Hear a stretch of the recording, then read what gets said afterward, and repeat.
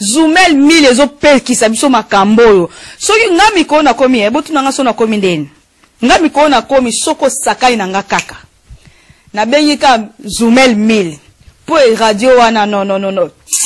En tout cas félicitations. Je rolobani pour na radio Zoumel. Radio Zoumel 1000. Pour radio wana za matata. À partir de ya soki za soki na France, mboka na Belgique, en Allemagne. Monte un volcan. Bien, bien. Keba. Ndeko keba na baje ya maseki ya koya kokosa peuple nokite na nzela ya radio Zoumel 1000 okoya kobima na mpoasa. Est-ce que vous avez déjà eu un contact direct avec Joseph Kabila? Non, pas que je sache. Vous n'avez jamais rencontré Joseph Kabila? Non. On a appris que vous l'aviez rencontré entre les discussions. Tant pis pour ceux qui le disent. Tant pis pour ceux qui le disent. Moi, j'ai une lettre. Et qu'un ambassadeur, vous avez même conduit chez lui, vous avez discuté avec le président Kabila. Je dis tant pis pour ceux qui le disent. Il y a des témoins qui le disent. Tu mens. Il ment. Pas plus tard que Mikolo et Lekio, même si aujourd'hui il le nie. Félix était ici avec le conseil spécial du président Sassou Nguesso, M. Abbas. Boyoka, c'est peu, on dit makambo mingi balmakapo na Kabila, babambela kaye makambo pe mingi. Est-ce que vous confirmez donc et vous affirmez ici ce soir sur ce plateau que Moïse Katumbi n'a jamais eu d'autre nationalité que la nationalité congolaise? J'affirme que Moïse Katumbi a été candidat aux élections législatives en 2006, a exercé comme gouverneur, investi par ordonnance présidentielle. A-t-il eu congolais, une autre nationalité que la nationalité congolaise? Et congolais d'origine, non. Alan! Papa Roger, ma réponse oyo Denis Sanga Zako pesa et quand vous allez bendi lo pipi te. Maman Rosalie, et kokipe kozala lo pipi po ete bato nyonso tu bayebi Moïse Katumbi aza na nationalité italienne mais ye aza kowanga na yango. Et quand vous allez pe abendaki lo pipi avaya na studio oyeba te.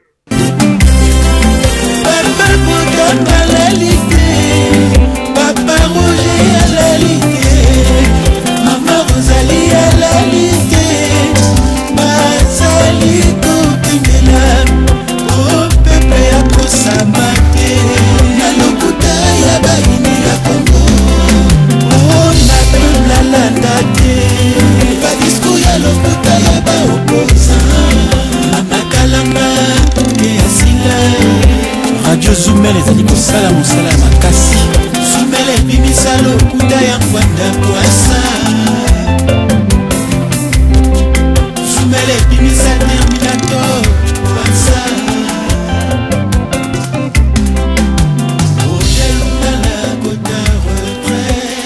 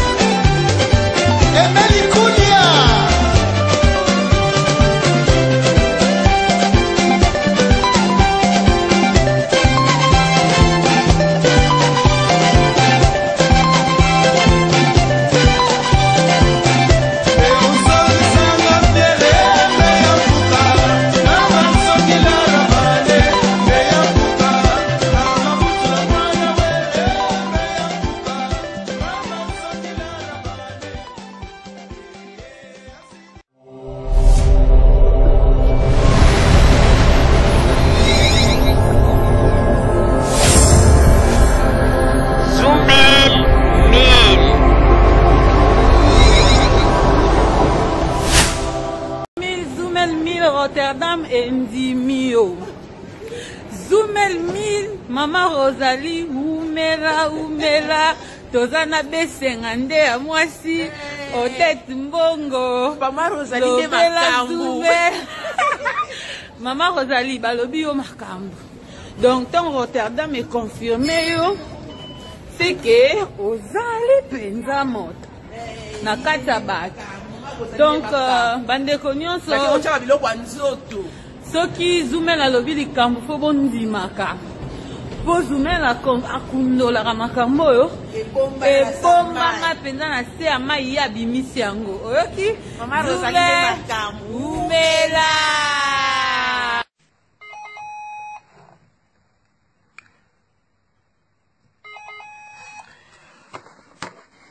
Allô?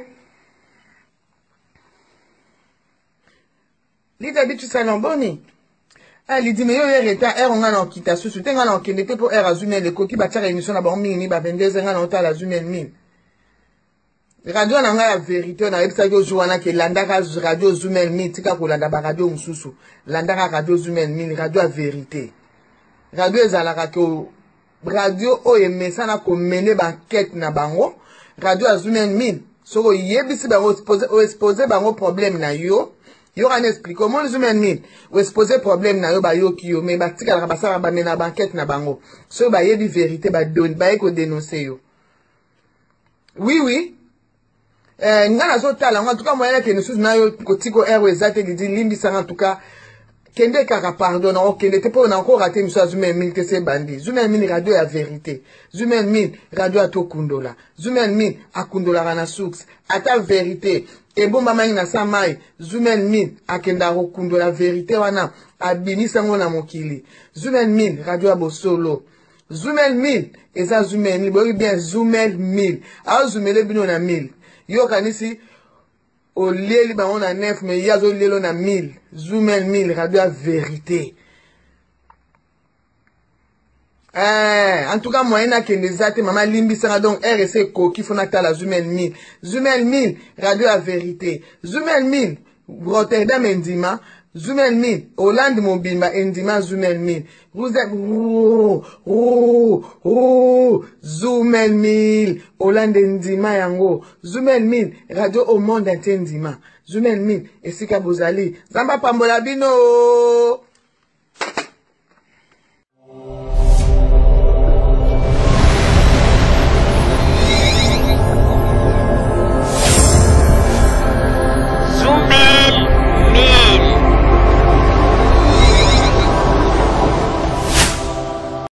Bandeko babolingo mbote na bino baibo mesana kolanda radio Zoumel Mil. Bandeko babolingo lelo tozali esengo mingi pona ko présenter bino ba émission na bino bomesana kolanda mokolo na mokolo. Lelo tokolobela bino nini bandeko babolingo lelo ezali bongo mokolo oyo toyambi Monsieur Baudry Bunda oyo bino nyonso bozelaki pe ndenge boyokaki mwa nungu esalamaki na oitali bongo masolo ya son na oitali bongo mikro na ye yango wana esengaki ete tokoka kobandela masolo nyonso a 0 po ete ezalaki ba réclamation oyo bosalaki yango wana na demande na bino nde pe na respect na bino ba auditeur tolobaki ete tokoka kosala oyo bino bosengi biso na banzi mbala oyo nde lokola tobandi masolo Monsieur Baudry Bunda akozala na somoko ya kitoko pe bokoyoka ye malamu. Alors na tango yo tobaluki epai ya Monsieur Denis Kakoka. Monsieur Denis Kakoka, merci mingi pour la présence na yo na kati na masolo na biso ya butu ya lelo pe équipe mobimba ya radio Zoumel Mil to pesi yo bambote ya mingi esika ozwami. Oui, merci mingi papa Roger, mbote Mokope, mbote na papa Botamba, mbote na mama Rosalie, mbote na ndeko Claude Mosai, mbote na ndeko Aziza, mbote na ndeko Baudry, mbote na balandi na biso oyo bazali na kati ya boîte. Merci mingi papa Roger na zongisi le malo. Merci, monsieur Denis Kakoka. Alors, on attend au péto balouke pa ya monsieur Claude Moussaï. Monsieur Claude Moussaï, merci mingi pour la présence na yo. Na kat na masolo na biso ya butu ya lelo pe équipe mobimba ya Radio Zoumel 1000. To pesi yo bambote ya mingi esika ozwami. Merci papa Roger na kopesa ngai maloba. Ngai pe nazongiseli bino bambote ebele elongo na bandeko na ngai nyonso toza na plateau. Ndeko na nga Maziza, Denis Kakuka, papa Jacques, papa Roger Yomoko na mama Rosalie pe na bandeko nyonso bazali kolanda biso na nzela ya machine na invité na biso monsieur Bunda Baudry na pesi pe bambote ebele. Merci nazongisi maloba. Merci, monsieur Claude Moussaï. Alors, on attend au Tobalouki Bongo et Païa, monsieur Pierre Maziza. Monsieur Pierre Maziza, merci mingi pour la présence. Na yona katna masolo na biso ya butu ya lelo pe équipe mobimba ya Radio Zoumel 1000. To pesio bambote ya mingi esika ozwami. Oui, merci Papa Roger. Ngapé lokola la pesio mbote, Papa Jacques, Maman Rosalie, Ndeko Denis Kakoka, Claude Moussaï, Ndeko Baudry Bunda, pe balandi nyonso ya Radio Zoumel 1000 mbote pe kimia na mabota na bango lokola ezali ebandeli ya weekend na souhaité bango ba bon weekend. Merci Papa Roger Nazon Selio Malo. Merci monsieur Pierre Maziza. Alors on attend au Tobalouki Bongo et pas invité na biso ya butel lelo monsieur Claude Bunda. Monsieur Claude Bunda, merci mingi pour la présence na yo na kat na masolo na biso ya butu ya lelo pe na respect oyo ozalaki na yango ya koya ko répondre na invitation ya lelo. Na tango oyo équipe mobimba ya Radio Zoumel 1000 to pesi yo bambote ya mingi esika ozwami. Merci pour le reprise en maloba mais nangaki na corriger loko moko pour ba auditrices na biso na ba auditeurs oyo kozala ko na makokoso ya kombo ngai kombo nanga monsieur Baudry Bunda Claude Bunda te po ya kopesa confusion tango yango ngoyo kombo nanga monsieur Baudry Bunda. Ah oui, bolimbisi na ba auditeur na sengi bolimbisi kombo na e ezali Baudry Bunda ngai nde na sali erreur bolimbisi ya mingi. Voilà. Na pesi mbute na balandi nyonso ya Radio Zoumel et puis bande connaissance zo na plateau et puis bato nyonso na biso mokili mobimba. Merci. Ok, merci monsieur Baudry Bunda. Bande ko ba bolingo na banzi lelo bozali na esengo mingi po boyibe te monsieur Baudry Bunda azali liboso na bino malgré ba réclamation bosalaki na oitalaki bongo son ya maloba na ye ndenge bozali koyoka malamu te sikoyo so na ye epesi mpenza kitoko makasi yango wana na ntango oyo nakosenga na monsieur Baudry Bunda bato nyonso tu oyo baye awa mpona koyoka yo ebele bayebi yo mpe bamisusu bazali koyeba yo mpenza malamu te yango wana napesi yo occasion okoka koyebisa biso na mwa mokuse kaka oyo etali bongo kibomoto na yo mpo ete bandeko bakoka kozala na mwa ide ya koyeba ete moto toyambi azali nani po ete emema biso na bamasolo oyo ya mituna bandeko bakotuna yo maloba ezali epai na yo monsieur Baudry Bunda s'il vous plaît. Merci pour la kopesanga lisuma loba pour na ko se présenter na bokuse nazali monsieur Baudry Bunda nazali représentant et puis conseiller à président Gabriel Mokia et puis nazali président, il y a comité national élargi, il y a mouvement démocrate congolais et allié. Et je suis originaire, il y a province, il y a Congo central, na Luozi, au Bayebi, Cataract, et puis na village na Biso Ezali na Nkundi, na Luhombo Mpete, et puis na Bienga, donc Nazali, descendant, il y a arrière-grand-père. Fumo Kai Nyanga oyo azali mukolo ya Manianga oyo bino bengaka bato balobaka lelo 10 secteurs. À l'époque c'était pas 10 secteurs, zali kaka Manianga tolobaka ki Manianga po tozali ba Manianga. Merci. Ok, merci monsieur Baudry Bunda. Alors natango yo tolingi kobanda masolo na biso na ndenge ya mituna ndenge tozalaki na yango tobaluki bongo epai ya monsieur Denis Kakuka. Monsieur Denis Kakuka tobandi epai na yo sans plus tarder motuna na yo epai ya monsieur Baudry Bunda s'il vous plaît. Oui, motuna na ngai na lingana tuna eko Baudry Bunda o mingi na émission oyo elekaki ya aza koloba mingi azali congolais bayebi tata na ngai na mama na ngai na baba koko na ngai na tribu na ngai ndenge ya koyebela mutu ke azali congolais. Ki congolais est-ce que bayebaka ngo kaka na ba tribu ou bien te na mokanda ya l'État? Mwana nga nazo komituna parce que mutuna nga nazo kotuna parce que na ndenge ye azo kolobela cela veut dire que congolais nyo surtout bako reconnaître ye kaka na tribu na ye bongo boyo bashanjaka ba nationalité bayebaka bango kaka na tribu na bango. Merci mingi soka azane ya no kozongisela ngai azongisela ngai ya. Monsieur Baudry Bunda malobezali peina yo s'il vous plaît. Merci na motuna ya ndeko Denis Kakoka.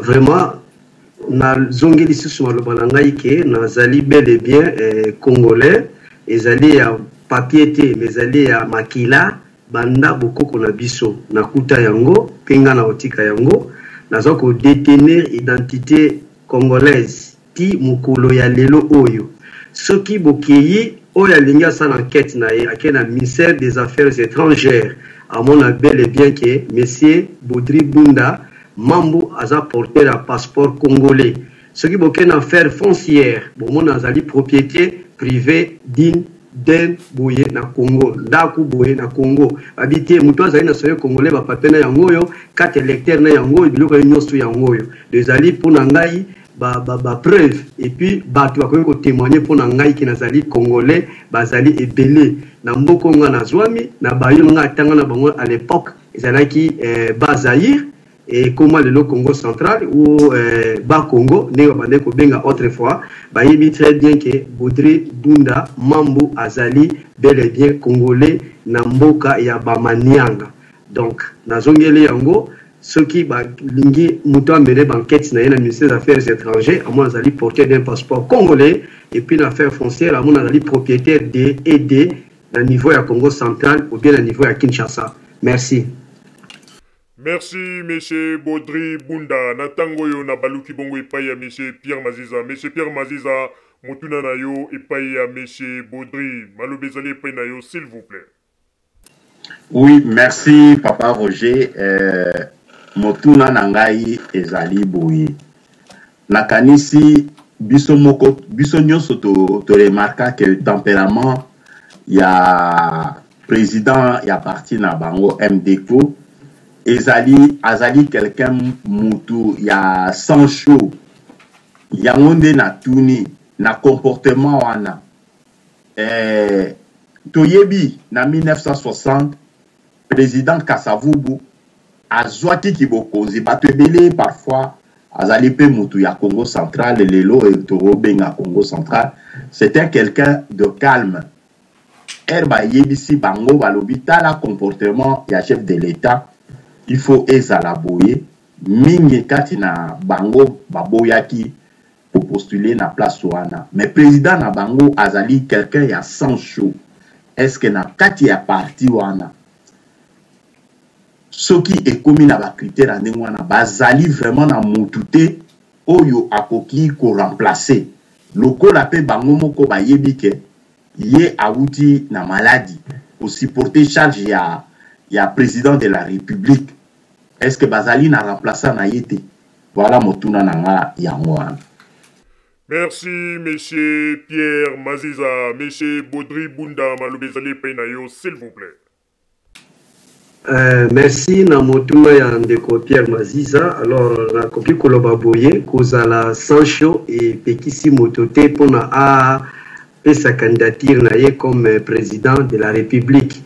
je crois que moto na moto azana lolenge na ye oyo azalelaka na mokili be bonzambe ndenge ya bokeleli na biso ana mabele biso nyonso tout okokani te même kutu na mabota ou bien na bikolo ou bien na benga na ba continent au moins na chaque bato mo boya na ndenge na bomba azala kama eloko ekoyi kopekisa ye azala candidat ezate parce que non azali sans chaud ba justement na ye ndenge alobi que eza contraire par rapport non eza kaka ndenge ya moto azala katangi l'effet président Joseph Kasavubu ndenge azalaki o non alobaka boye akokite non chaque époque je crois une époque ya Kasavubu bato pe bazalaka o bakoye kopesa candidature mais apesaki pe alongaka l'époque wana baponaki alors l'époque pe candidat na biso président Gabriel Mokia yepe akopesa mais je crois que peuple muto akata likambo ça n'a rien à voir na ndenge balobi ki azali sans chaud eza lolenge na mais empêcher pe l'autre côté oyo ko kozala mabe soki nde asalaka bato mabe wana nde komi malamu te mais lokola sans chaud na ye ezali ndenge na ye en tout cas akozala bel et bien candidat et en plus lobaki lisusu nini soki moto mosusu na parti akoki kozala te na place na ye je ne crois pas que la question des alliés bienvenue et pas biso. Je crois que chaque structure, chaque organisation est dans un dengue na moué tambolaka. Ce n'est pas quelqu'un d'autre de nous donner des instructions au sein de notre parti par rapport à l'organisation interne à biso moko. Ngana Zali, représentant conseiller à président Gabriel Mokia, donc comme la deuxième personnalité politique qui a mouvement naïe. Donc tokolanda structure ndenge biso zali kotamwa na kati wale zali ba souhait ce qui muta souhaité abongisi lingala na ye français na ye lobele na ye ngai pe na oyanola ndenge ba lobelaka merci. Merci monsieur Bunda. Monsieur Claude Moussaïto Pessope Maloba Motuna na yo s'il vous plaît. Oui merci papa Roger na Rope Sangai Maloba.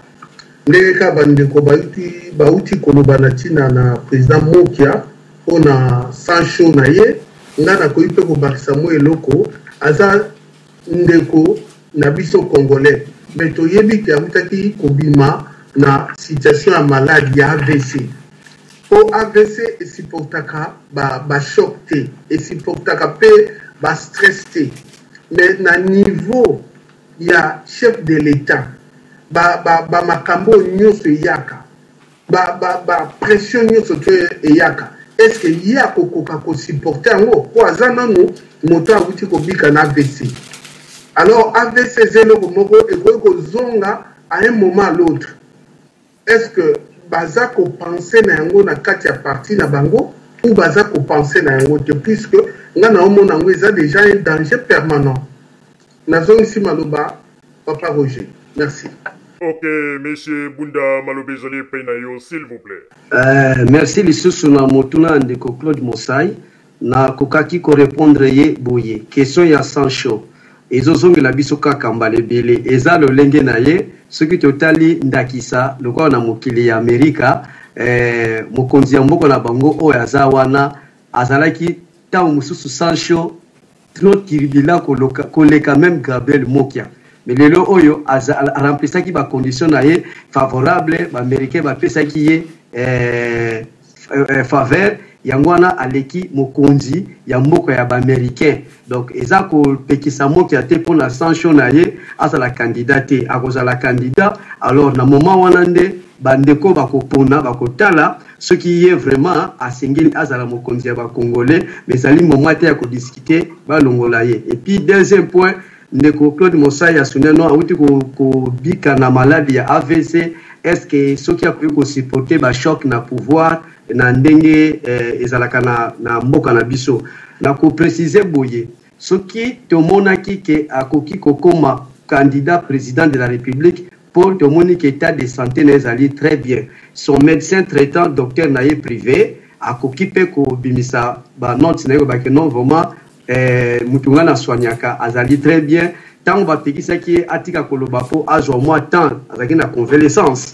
batomi amona ki moka zolo bate balobi bandeko ya ngambo ya pouvoir et si ba lesiye ba pesi bango lomeya kanyaka yango na fandi kimia non c'était pas comme ça ezalaki pona azwa temps na ye az koma malamu ndenge docteur asengaki mibeko wana po leloyo azali prêt ya ko servir nation na biso, sa tête fonctionne, ses membres du corps fonctionnent en bon état comme tout citoyen congolais oyo akoki kozala pe candidat lokola ye. Donc côté kuna inquiétude bolongola ce qui peut mitune kozala o esengeli ye moko à répondre moi en tant que son conseiller et représentant, je précise bien que son état de santé est bel et bien. Merci. Ok, merci monsieur Baudry Bunda. Sans plus tarder, siko tokoti na mituna ya bandeko batuni côté ya boîte toleki bongo na motuna ya monsieur Ngoyi Mukusa avandi bongo na ville ya Pretoria na mboka Afrique du Sud. Akomi boye akomi na vandi nazali kolanda ndeko na makambo nyonso tu oyo penza auti koloba pe na examiner yango eloko ezali kokamwisa ngai motuna na ngai nalingi natuna na ye ezali boye. Tango bango babandaki makambo ya opposition tomonaki ba opposant nyonso tu bazalaki lisanga esika moko bit na bango ezalaki ke bakoka kobimisa kaka moto moko oyo akozala leader pe baparti mosusu epesa bavoi na moto wana. Lelo tokomi komona kote kuna Moïse Katumbi, kote kuna Félix, kote ope toza koyoka mokia na bato ndenge na ndenge. Alors boye bisabiso intérêt na bino penza bozali koluka ezali nini po intérêt na biso ba pepe ezalaki ke opposition a représenter moto moko po bato nyonso bazala sima ya moto wana. Mais lelo oyo tokomi komona ndenge bokabwani boye, est-ce que ezali pona ba intérêt na bino ou bien comment? Yango wana nalingi opesanga réponse po jusqu'à présent toza ko comprendre te pe ndenge naza kolanda bino boye nazalinga moko te toza pe na bandeko o tozali koyoka bino soki ndeko okopesa biso réponse pona nini bokoki kopesa bavoi na bino na leader moko te oyo akozala kote opposition. Alors bino nyonso tu bokomi kokabwana oyo toza komona yango clair te elingi koloba penza nini? Ok, monsieur Bunda Malobezale Painao, s'il vous plaît. Merci na kopesa ngai sur maloba et puis na motuna ya ndeko Ngoyi Mukusana président en Afrique du Sud. Alors agenda caché, je dirais non. Et pour la côté qui ça va voir, je dirais non.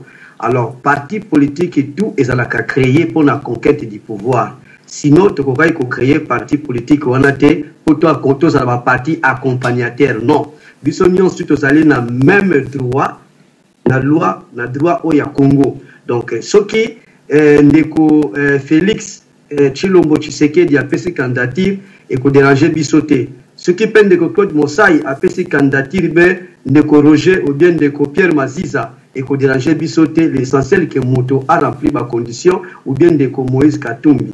Alors likanisi oya ko sangana ke to sangana ki biso na bango oyo ngana ko préciser parti Oyangaï Oya Biso, mouvement démocratique congolais, ezala jamais membre ya rassemblement. On est qui problème lié na bango, biso qui hors les rassemblements pour na makamboyo, ezaki koleka entre biso na bango. Il y a des choses à reprocher qu'ils ne pouvaient pas étaler en place publique. Yango to monaki ke moi so sangana na rassemblement wana ezala quitté. Mais to lukaki au moins tout ça dans l'union de l'opposition pour quelques-uns au bazan makanisi ya bien ndenge mona biso tozo komona la to sangana pour to luka candidat unique mais ezate ko pona koteka ba voix ou bien pona ba agenda caché ezate.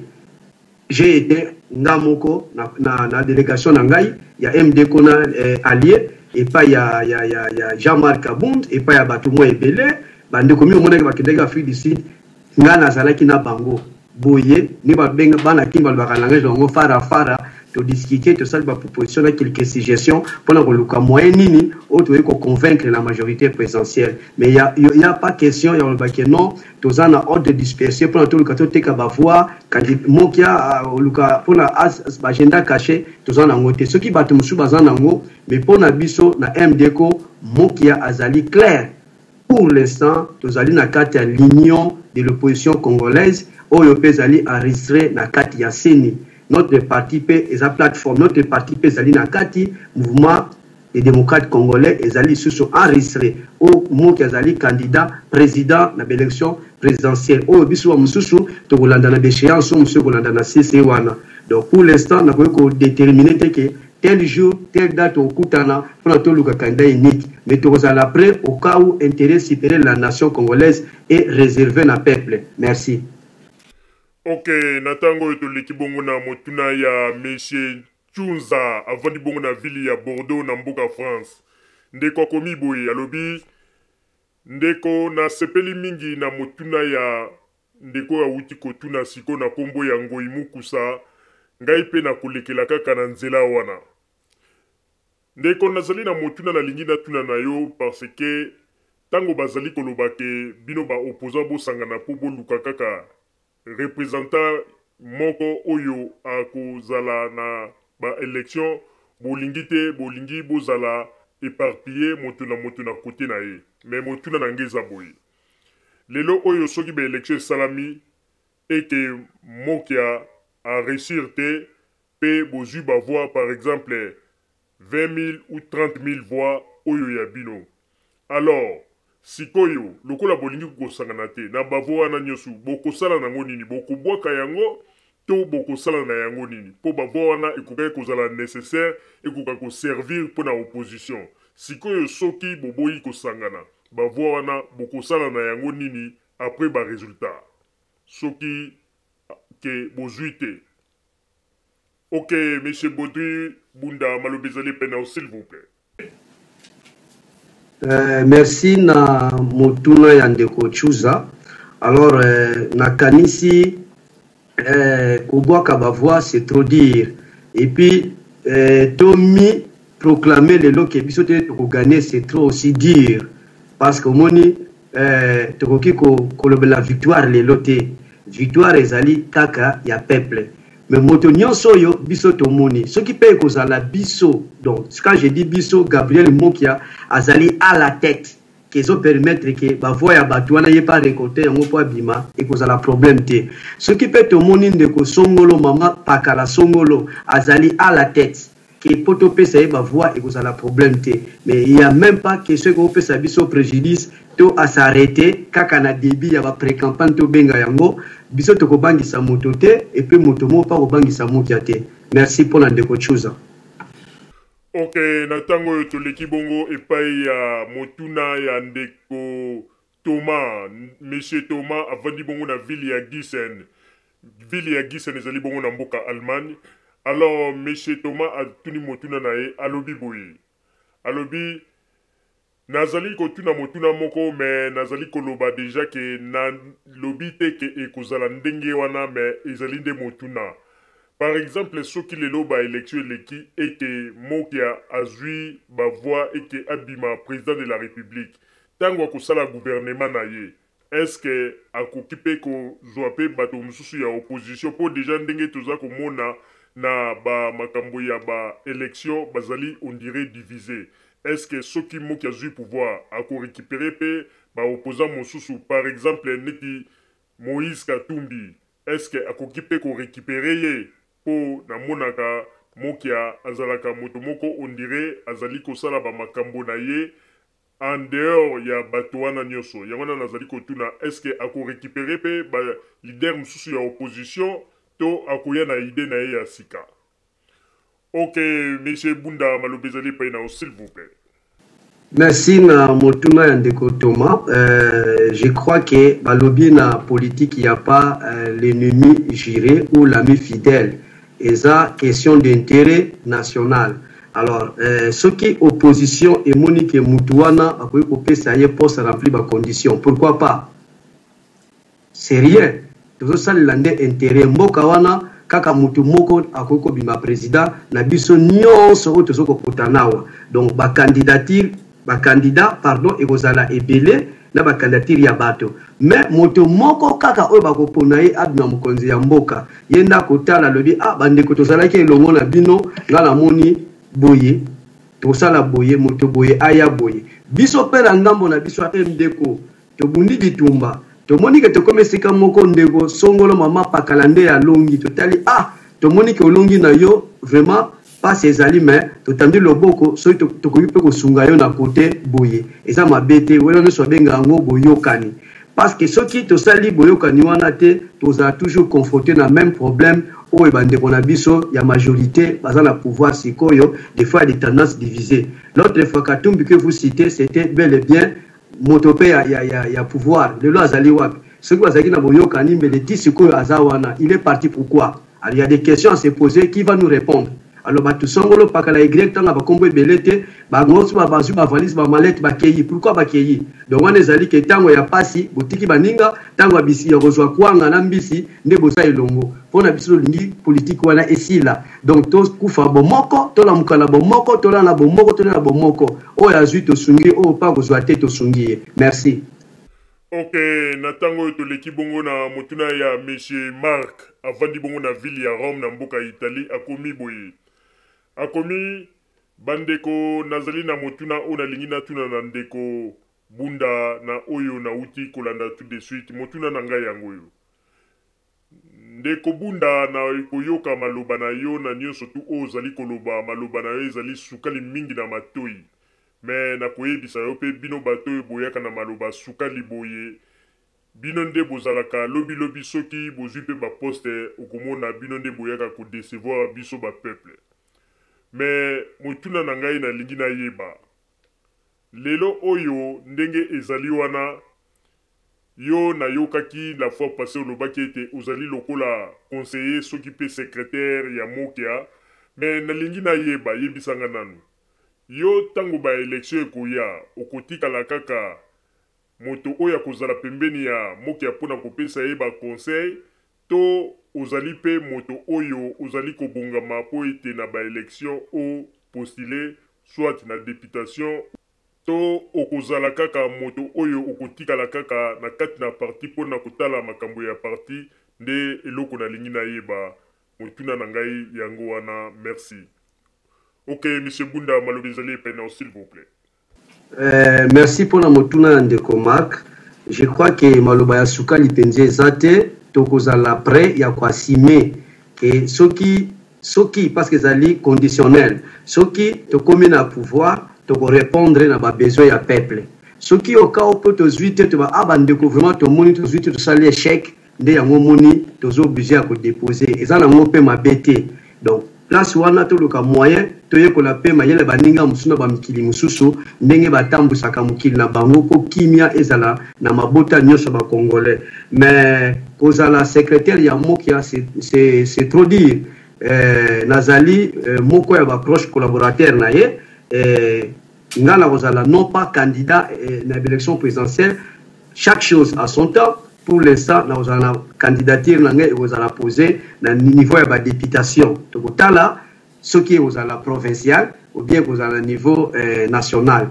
Mais moi, la prison pour l'instant, exactement parce qu'il y a encore des choses à discuter au sein de notre parti. Merci.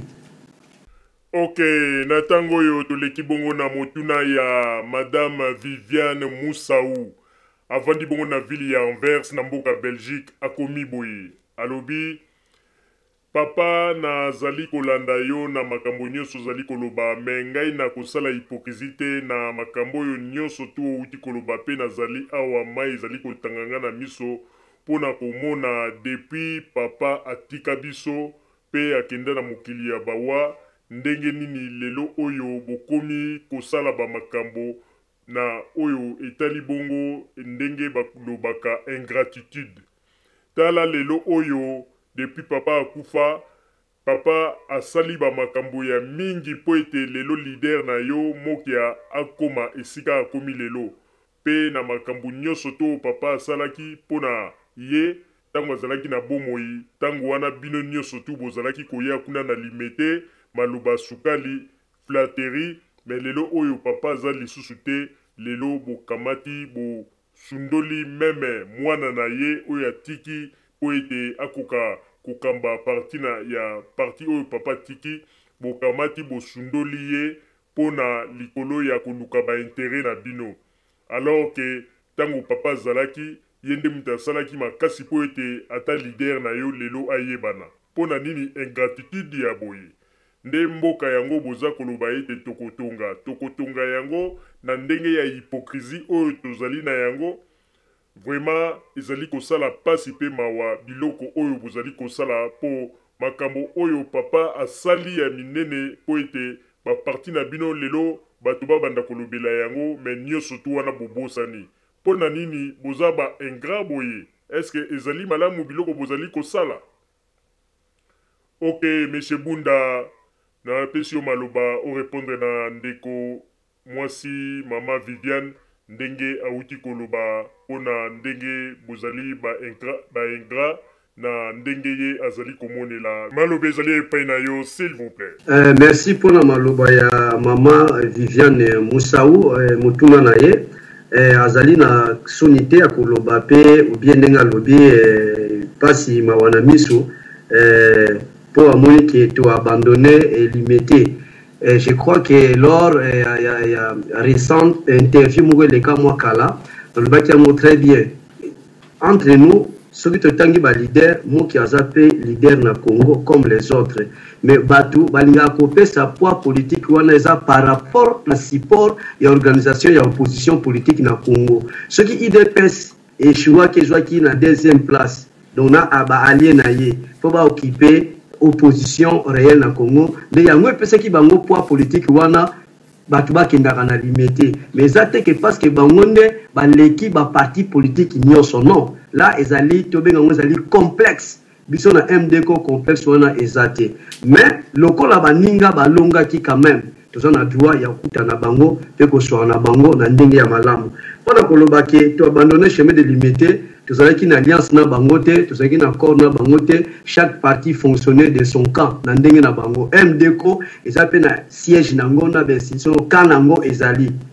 l'IDPS pesa na kanango. Alors récemment ngai moko nazalaki chef de délégation na konizaki MDK et allié tina IDPS pour koluka kosala alliance de l'opposition ou toujours benga ngo le lion de l'opposition en fait que tout éclairer ba zone d'ombre pardon et puis tout le possibilité meilleure tout le langage moko tout la mécanisme moko pour tout le convaincre la population pour la élection tous en ango donc pour le baguette tiki IDPS limité à moko non et puis tu vois qu'il était pour caresser Félix n'a pas poil non mais je crois que même si on ne dit pas ça en public je l'ai dit déjà dans la rédaction il y a une lettre officielle au Bima pour mon félicitations à nouveau président Eli il y a IDPS dans le téléphone boye moyen boye bezate et les kaki mais officiellement ekobima je crois d'ici là et comme on a na souci nango akomona soka landa biso mais il y a pas des indifférences biso na bango ni positionnement ya onde tozo boya to komisa yete ke yende leader ya ba congolais nyonso non moko pe dia congolais sono to ko sangana to luki leader moko o kamba biso tina ba élection merci. Ok, natango yo toleki bongo na motuna ya Monsieur Rock avandi bongo na ville ya Londres na mboka Angleterre akomi boye na motuna na ye alobi merci na ndenge boyambi Monsieur Bunda parce que nazali na motuna moko ya kotuna ye Monsieur Bunda la fois passée tango na landaki yo na masolo kaka na radio awa auditeur moko atunaki yo question alobi ke opesa programme ya parti na bino soki lelo par exemple bozui pouvoir mais na ba programme oyo pesaki na remarkaki ke o répétaki kaka ba maloba oyo ba leader mingi ya opposition ba mesana koloba mais eloko nga na lingi to nazali ko senga na yo soki okoki ko pesanga lisusu programme na bino pona comparer na maloba oyo lobaki avant na oyo koloba lelo na tala soki ezali kokokana pona na komaki yango wana nde ezali motuna na ngai merci. Ok, Monsieur Baudry Bunda maloba ezali epai na yo s'il vous plaît. Merci na motuna ndeko Rock na kozala mukuse na bolaite vraiment je crois que au etaleli programme ndenge alobi ke tozo ko répéter makambo oyo bandeko musu balobaka non mais je crois que batu mingi bakomprenaka politique te bolimbisa ngai batu mingi pe bayebi politique te mais moi je suis politicien je dis bien qu'il y a des choses que nous pouvons reprocher au gouvernement et il y a aussi des choses que nous en tout cas bandeko na secteur basali makasi to betele ba maboko parce que ezalinde mbandandi makambandate c'est ça mabe ya biso ba congolais ya biso batu moyindo mais eloko nde kozala balobi les institutions passent et nini.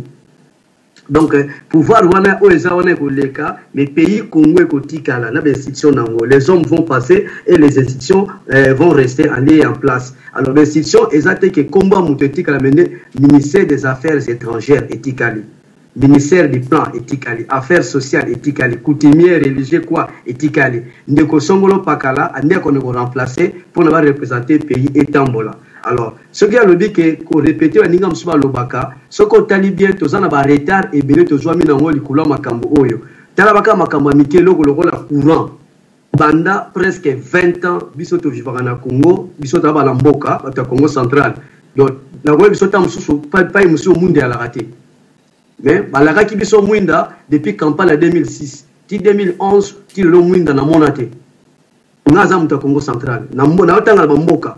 Alors, si on a Kinshasa, dans le quartier, dans Fandaka, Kinshasa est la même moment, le même jour. Tu es au moins à côté, qu'on a moins de pays, qu'on est Koufi, Balbagangi, oh, sur les songi, les Keli, oh. Alors, et là, quand tu as un homme dans le bâtiment, que tu dis, mais pas Baninga, plan, le projet, il y a des choses, qu'on a vu sur s'en sortir. Qu'est-ce qu'on va faire? Nous allons faire la continuité. Il y a un projet, pour tout le cas, moyen de décamper dans la situation, Mike, au Italie, par exemple, Maï. Ils ont casse-tête dans Kinshasa. Ils ont eu courant, casse-tête. Ils ont eu sécurité. De gauche à droite, par exemple, violer la frontière na biso. Non, alors, ceux qui battent, quand ils vont violer la frontière, ils vont violer la biloko ya mboka na biso, soit vraiment la illégalité. Parce qu'on va l'équipe à Mokonza mboka, depuis ils vont cambier mboka. Ah, papa, biso toye, nous sommes en zété mitano. Bah, quand na Zamba ya Équateur, bah, kati ba zété ne balingi, bah, kena bango. Alors, to bengi yango insécurité. Donc, ce qui est sécurité, cela ne faut pas dire parce que Bango Balobaki, nous, tous on a droit à ça, toujours sécurité à Congo, même si mon abisso, Bana, Oe, Bakoko, Bakoya, Bakosa, la sécurité à Congo, même Bamboka, Oe, Bonga, Basala a toujours sécurité et défense en Boka, la Bango. Toye, dans l'Italie sociale, au moment na Kinshasa, au bien na Bandundu, bien na Kwango, au bien au Keyi na Bakisangani, bien na Bunya, Banda Komususu, Batubalia, qu'après 2 jours. Soit de santé à Mutazobela, ata qui s'aspire nous kozwate parce que social les hommes alungate. Alors quand il y a social on écoute salaire. Ce qui tozongi c'est lui qui avait suggéré ou proposé que wisse na biso o bayiba wisse na Congo ou bien bateau ya première classe o bayebi ou bien bateau ya c'est na fonction publique. Tokopé sa bango $300, ce qui est qui bokonzi. Et c'est là qui Gabriel Mokia. Ce qui est affaire Mboudi. Bozongi sa mémoire sima.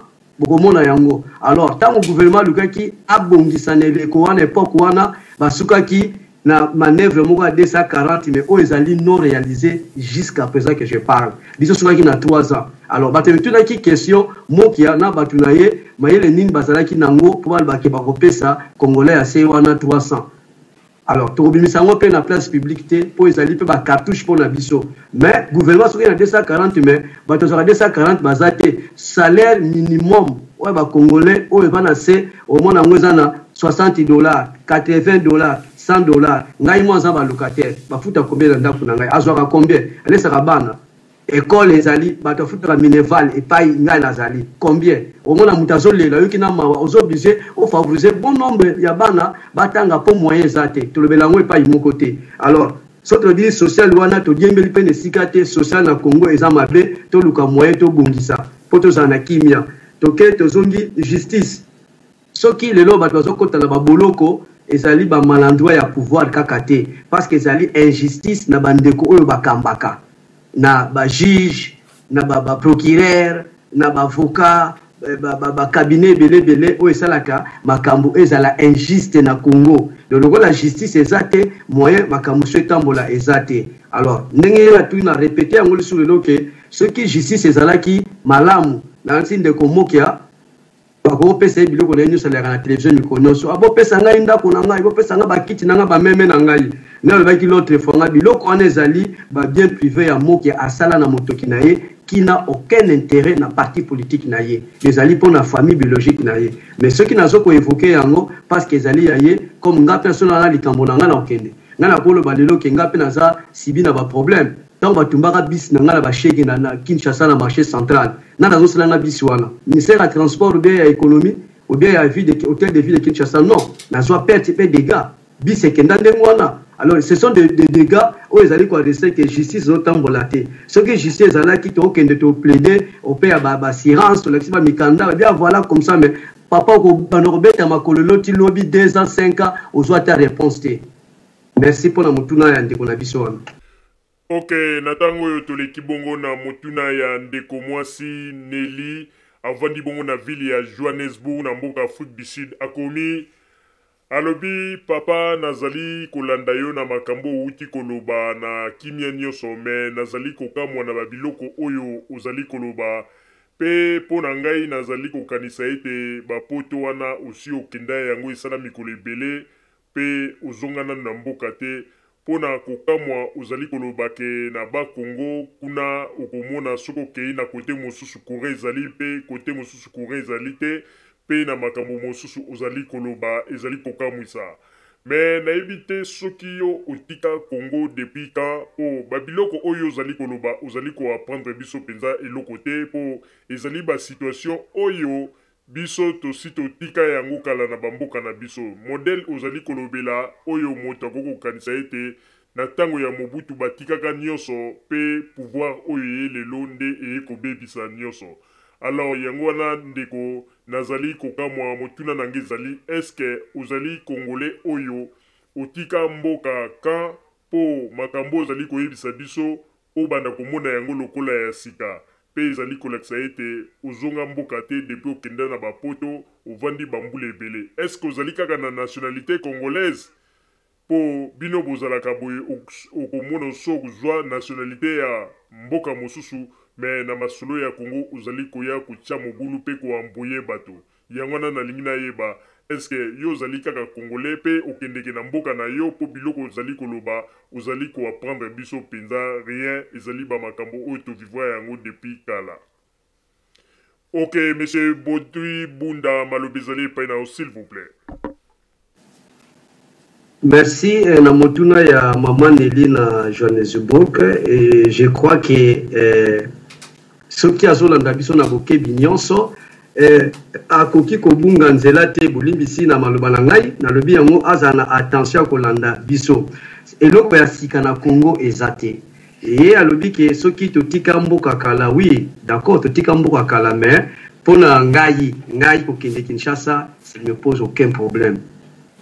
Je garde ma nationalité avec bien si des gens balingi ba luka moyen bakoye bango partir ya ministère des affaires étrangères baoye bake apporter un passeport numéro boye zali monsieur Baudouin Bunda Mambo afandi na commune boye na Kinshasa afandi na mboka songolo fakala bakomona soki na affaire foncière babi eloko boye songolo boye pakala ezali ya moto wana azali na nationalité congolaise baomona kaka même document même combo changement ezate tobengi yango yabita musu na kenda Congo kala ta mususu yende pongai ya de cela 2 mois 3 mois j'étais au Congo central na Kinshasa donc na kende ki Timwanda na keti na Kinkonzi na keti na bakwala bamboka ebele na za basongololo tina bakati kuna bamboka oya yeta peut-être ya yebita kenda kate.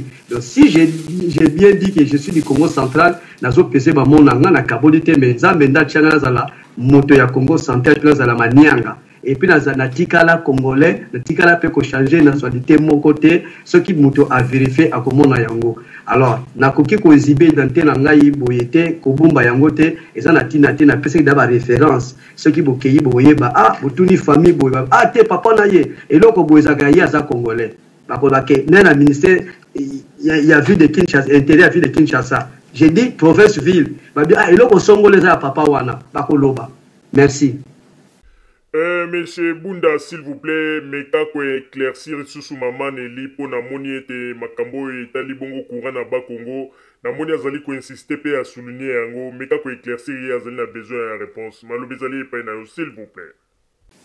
Bon, makambo etali courant na ba Congo si je l'ai bien dit et je crois que na bandaki ko kanisa à l'époque, j'ai dit à l'époque qu'il est loyo que des laissages ezali ka système ezana kati ya capitale. Or, na matadi, tina boma, je me suis dit, même na Kimpese, j'ai dit, même une petite ville ils ont contenir ka quartier netika tu on est bongolo mais tu on Kasavu Bukaka mais vraiment courant peut katana awa donc cela veut dire et donc à l'époque oyo maréchal Mobutu azalaka depuis Zaïre biso ne ko kende Congo central be ko kende ba Zaïre na kende gina l'époque oyo tango wana ezagina ba bac pour maréchal ezalaka te to kende ba bisi ya STK bato abota makala ba koyeba yango to keti na Matadi bokoti na bac bokati na ngambo wana nde bokeyiti Boma courant wana ko katana te soke peli lelo ti lobby à l'époque to fandaki na ba Mwanda kureba ne ko katana te à l'époque to zakina ba Kimpese kureba ne ko katana te à l'époque to yakina Kisantu na Mbanza Ngungu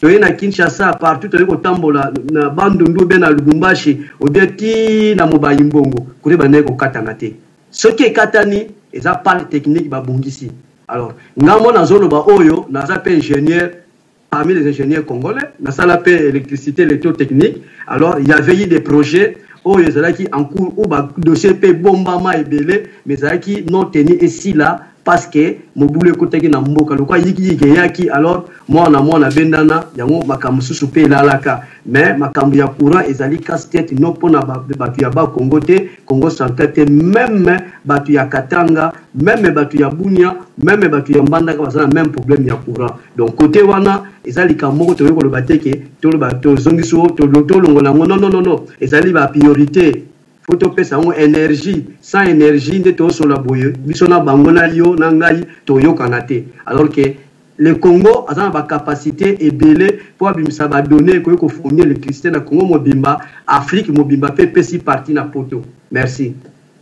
OK, natango yo to leki bongo na motuna ya Madame Marie-Rose Kabedi avandi bongo na ville ya Toronto na mboka Canada komibo ya lobi papa nalandi yo na makambo nyonso tu o uti koloba pe nalandi ndenge olobi ete président na yo Mokia asalaki motion pona kosenga ke babanda kofuta ba fonctionnaire $300 pe na suka na yango bayaki ko débattre pe ekitaki na $240 mais eloko ngai na lingi na tuna papa na makambo oyo zali koloba olobi malamu ke makambo wana proposition esalamaki nga na kanisaki kutu ke koloba ke ndenge Moki alobaki bongo bafutaki pe ba fonctionnaire mbongo wana mais na suka nango na yoki olobi ke makambo wana esalamaki ezalaki proposition pe tilelo basala yango te pe na suka nango oye koloba lisusu ke ndenge ezali wana makambo yo tokoki koloba na mutu te po ezali secret na biso to bomba yango pona bato bayeba te sino te bakoyiba baide. Ah papa ata yo moko makambo yo uti koloba esalama pe te peuple pe atusha mbongo te ezali lokola ba masolo ya ndoto ya baba kaka oyo nde yango na ndeko ya koloba ke ezali secret bopesaka bato ba information ya malamu po peuple akoka koyeba yango parce que oyo bozali koloba ezali lokola bozali kaka ko faire distraire peuple. OK monsieur Baudry malobezali pena s'il vous plaît. Merci na motuna ya mama Marie-Rose Kabedi na Toronto. Je crois que sur le lobby motion ezalaki te ke Moki ezalaki parlementaire bon l'Assemblée nationale ya tombe loboko voilà ngana moni boye non ezalaki ba proposition na biso tozalaki nango na tango wana ke soki biso tokamati yenda oyo bozomona boye tokobongo nango boye alors le but ke ndena bimisa preuve et pas na esoka landi na ba vidéo oyo président Moki aloba obena ba interview na ye ako retrouver parti wana oya lobaka alors ce que tu as vu tozoko garder secret ndenge tosalaki étude na biso faisabilité ke tokofuta mutu boye par rapport na makambo oyo biso moko toyebi l'économie et tambolaka ndenge nini alors soko yo tali omona quelque part service ya sécurité bato musu baza non payé ba réclame pe na babala bazalaka balobaka pe makambu bazali oye na armée bandeko na biso ba militaire oye la police nationale omona na nzela vie lomba masa tikela nga boye soki bato wana bazwaka ba 100 francs ba 200 francs omona tango mikolo ya salongo tozala mwa magasin mike polisi aye mpona salongo te ma ya kongola ba 100 francs na ye ba 200 francs na ye akende komela café na ye ou bien asomba cigarette amela alors que bato basala salongo. Alors biloko tu ante lobi yango soki ye azobake azocomprendre za pasi il faut akita na terrain pour amona pasi ya peuple congolais. Mais Kinshasa nde ezali e Congo te, partout ezali Congo. Même na mboka oya ye je crois que akuko kozala ndeko na biso ya côté ya Kasai ya za Kasai. Même na mboka na bango je ne crois pas que nous bato bakele biso tozala biso bien yozali qui va se passer. Il y a toujours des choses où bazo ko reprocher bandeko na biso où bazo mi na ngambo ya pouvoir. Biso na bango tozali binimité mais tozali ba adversaire politique. S'il y a des choses à éclairer, mboka sala qui proposition si bo pesingai chance na ko mokonzi ya mboka na kopesa bandeko na biso wana 300 batutu ba sepelaki même bana mura ba sepelaka. Ça je dis ça. Alors mais batu musu baza wana bazaka ka pona olobake ate ba minimiser mokia baso ya akokoka te non et pas ibandeko bakosukela biso to continuer o bakokite to kosala o basala pete to kosala mais to kolobela mo boyete na miso batumbala moko. Merci. Monsieur Bunda Mama Marie-Rose Kabedi a komi alobi ke na makambo ozali koloba ya ko augmentation ya ba salaire. Est-ce que oyebi ke edepandaka na Fonds monétaire international bango nde mutu ba yebisaka na ba l'État ya ba mboka na biso kuna na Afrique soki bakoki komatisela ba fonctionnaire salaire oui ou non? Est-ce que oyebi yango to oyebi yango te? Eloko nde nalingi opesa ngai réponse. Merci. Ok, M. Bunda Malobezale Panao, s'il vous plaît. Je ne crois pas que si le plan de droit international, il faut maman appelle aïe droit n'engezali, droit et congolais zali, droit international zali. Je ne crois pas que un pays comme Congo libre indépendant, tous la forme monétaire pour que la police n'a pas son bon salaire. Quand la France a ça la Congo, au bien de quoi Kenya, au bien de quoi Sud Soudan, bakenda kosenga na forme monétaire, tout ça va dire que bangonde va décider. Ceux qui sont en bon côté, va kosenga des crédits. Voilà, nous sommes d'accord. Mais quand ils allaient que bakenda kotuna bango ba senga non. Au bien maman on a yebi ba droit ya droit international te. Donc ba kosenga des crédits à forme monétaire de la Banque mondiale et ça m'a bête que to koki boyete, bo defisa biso en échange de ça to foutre la moboye. Ils allaient ba crédit à gouvernement pour na bungisa makambo ya peuple. Mais to zona droit te potos ba ça de biso salaire, to yo kosenga forme monétaire pour pesa biso possibilité. Non. Ça se passe pas comme ça. Au moins ye ayebi ba droit te merci. Ok, monsieur Pierre Maziza Topesio Maloba, s'il vous plaît. Oui, merci Papa Roger, merci Ndeko Baudry. Vraiment, Maloba Nayo, Ezali Soukali Nenge Bandeko Balobi. Nakanisi ba projet wana. Tango, Binobo Salaki proposition. Mobutu Atiki na caisse ya l'État. $64. 64 $64. Bino bozalaki na projet wana ke bapesa huissier. Donc huissier azali kutu likolo ya batu oyo basalaka bakote ya bamanyanga kuna oyo ba cantonnier oyo basalaka manuellement kobongisaka nzela. Les derniers fonctionnaires na l'époque wana ezalaki ba cantonnier. Soit donc bo pesaye $300. Alors que budget ya mboka ezalaki na 300 millions. Bon, biso déjà population ezali déjà neti na ba 60 millions na période wana.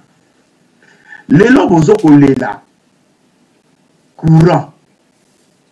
Bon, bien sûr, et loko balobaka ke Paris batonga kango na mokolo mokote.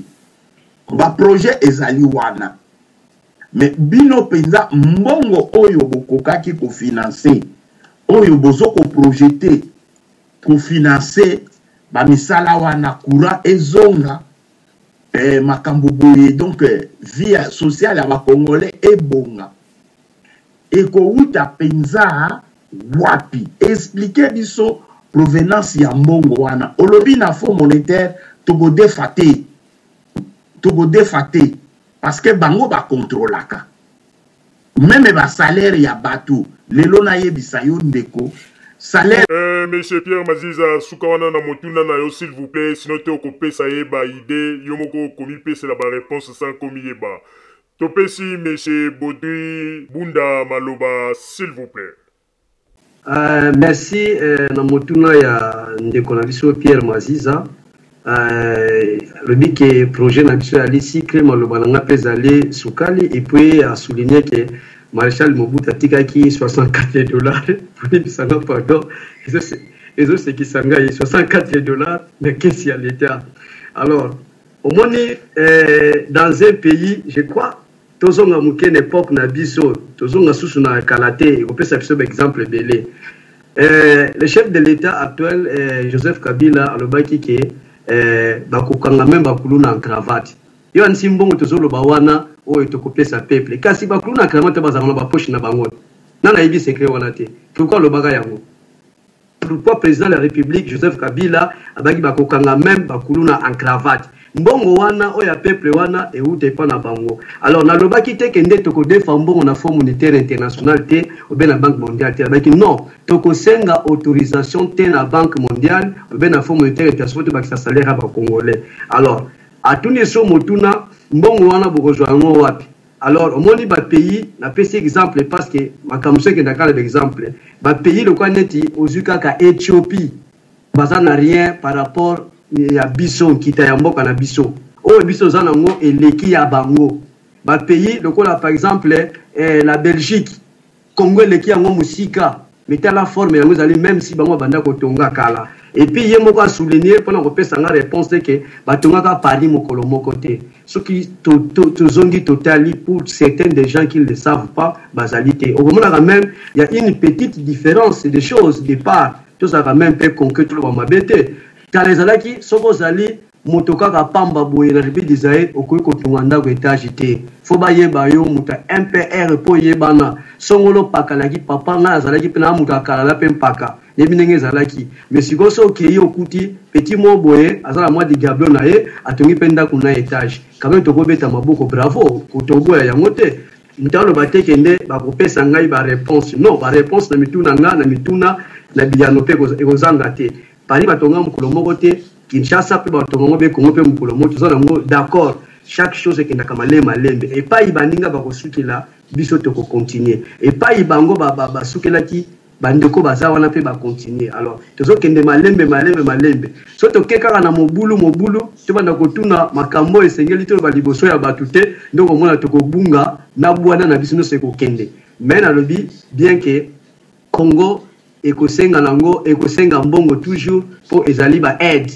alors ekozonga na sous forme oyo soki ngata na longwe ndeko Roger azui ebonga ye abi tala pa yo yaki bandeko bunda lekaki awa azaki na nyongo ya ngai na sukali ya ba Coréen bendeko ya be ya ba chinois ou bien ba bandeko ya Venezuela eza bongo ezali affaire d'état bofuta biso ta alors batali c'est bien ba papier ezali ba temba zali ba futi na diplomatie internationale et que ndandengo wana ezateka Congo etambola yango moko non Congo ezali pe membre ya communauté internationale yango mona na kati wana ba mboka ebele bato ebele bayaka ndenge mikino se fonctionnera mais tout total l'intérêt ya Congo tala ya batute ya ba individuité donc pona olobake matière première na biso bazwango illégal toza makambo ebele o eleki ba mokili ebele soki tokena ndenge ya malamu okomona Congolais tout a besoin 300 même coûte $400 par mois toza capable soki ngana yo to yokani mais soki ngana tche mobulu ndo omona Congolais atika na salaire ya $80 $100 mais oyo toza na ngona Congo toyeko bungisa mukeka katami bale misatu totekika ata goudron na biso apamba goudron tokena makambo ebele te Congo c'est déjà mbongo ebele soki bandiko kaba courant na biso ka ya pamba to ça na secteur ya courant to zimbongo to keko na mamba diamante makamususu te belebele te kaka wana merci. Ok, natango to lekibongo na motuna ya monsieur Dieudonné avant di bongo na ville ya Lille na mboka France ndeko akomi boye akomi ndeko bunda na uti kolanda yo na makambo nyonso uti koloba me ngai nazali na motuna moko na lingi kotuna na yo. Tout d'abord, on a pécio ba félicitations na ndenge olobi ke ozalaki na bus na yo ezalaki kosala kuna na Congo pe eyaki kozwa problème na ndenge ke batiaka yango moto bamakambo ndenge na ndenge olobi. Me ngai sikoyo nalingi natuna na yo po namoni ete ozalaki quand même na likanisi ya malamu eza kolakisa ete olingi mboka, me mboka yango ndenge modele olingi yango na ndenge ya yo moko kaka nde ozwa ya mingi. Pona nini nalobi boye? Tango yo ozali koya koloba pona kosevante ke ozalaka na bis na yo, alors okoki koyebisa ngai pe à part bus ozalaki na babiloko nini mosusu oyo osali na mboka oyo kokopesa biso référence. Po soko ozali kopesa biso kaka référence ya bus wana ezali kolakisa ete lelo soki okomi député ide na yo kozala kaka na commerce po somba ba bus na yo ebanda kosala transport yo nde oganiaka. Me na maloba na yo ozali koloba pona peuple, intérêt ya peuple, me wana ezali kolakisa ezali intérêt moko individuel. Est-ce que osali eloko moko ya makasi na mboka pona peuple? Po tango ozali koloba boye ngai eloko na kapte na moni ete ozali kolobela kaka intérêt na yo moko individuel, mais intérêt ya peuple ezali na kati te. Po nazali komona lelo soki ata bapesi yo poste okomi ata député okosomba babiso ebele po esalaka transport yo moko oganiaka ya mingi. Est-ce que ozali kopense penza osala eloko mosusu mpona intérêt ya peuple to ezali kaka okosomba mipiku ya babis na yo? Ok, malobe ezali epai na yo, Monsieur Baudry Bunda, s'il vous plaît. Na sepeli na motuna ya ndeko na biso Dieudonné. Alors eza kaka te secteur wana ya transport. Je pense que ce côté ali naza le seul congolais ou na émergera dans le secteur du transport.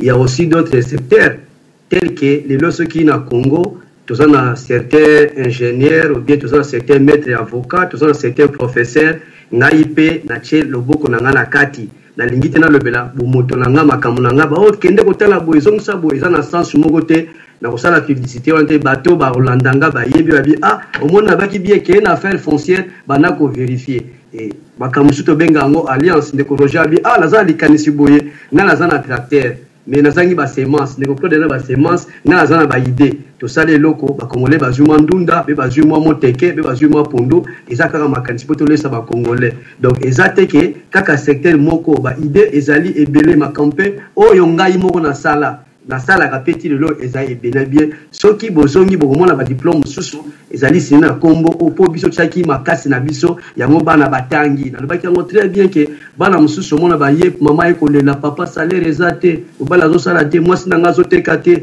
ko benga na bana te ki mawa batika na nyongo ya 2 trimestres mais ozo obligé o aider mwana tanga po ngai pe nazali responsable papa na bana mais na ko inventer te ki tala ça n'a même pas de sens. Mais toujours le moyen tout le intérêt général ya peuple congolais c'est pas inga zo telemande ya mwana ce que zalaki pona intérêt privé na ko tika nga makambo na fandi nga pour moi na kolia fufu bana balali kule okata na tema yo kendete na kozana nga très bien même na Kinshasa wana mais pona baninga o ba voisin na ngai na ba bandeko na ngai ezala moi pasi na mona ke kuna bazolia te usala nga pasi bana ba kende classe te esala nga pasi omona même ba petit chèque na kinwana omona ka to kamba mo mingi makamwa mingi to sala le batu ya Brazzaville baya to kende ko tika ba mai na poeza mokia batu bamona botoboyeki ba caméra pour ne éviter makambo ebele à l'époque mais batu bazalaki wana bakoki kotema to mona ka papa moko ayaka mo ba biscuit na mo ba biloka mikemke pona bana papa ata mingi zaki te muke to kabula na batu. Merci.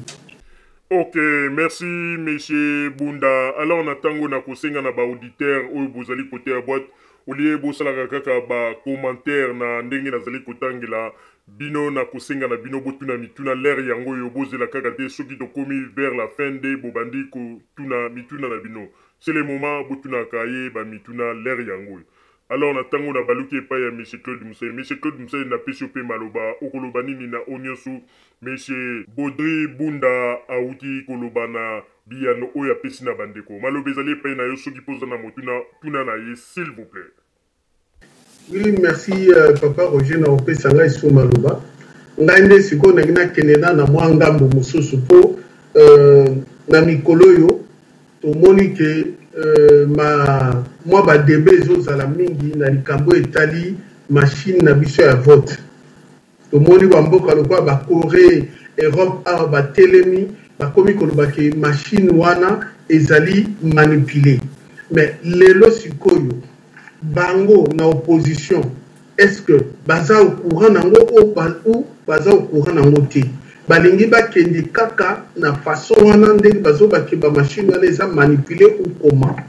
Alors deuxième question na ngengelo babuli est-ce que moyen mosusu ezali te ke batika ba machine wana tokende na mapona mina ndenge ba papier ndenge ezalaki kala po wana tokoyeba pe ko compter facilement soki ba mindele balobi que ba machine wana eza manipulé et na ta auto tikali nango bango bazo penser nini pona ba machine wana to na ba papier to position na bango eza nini. Merci Papa Roger Nasson Simalo. Ok, Maloba Ezali Painayo, Monsieur Bunda, s'il vous plaît. Merci Namotuna Ndeko Claude Moussaï.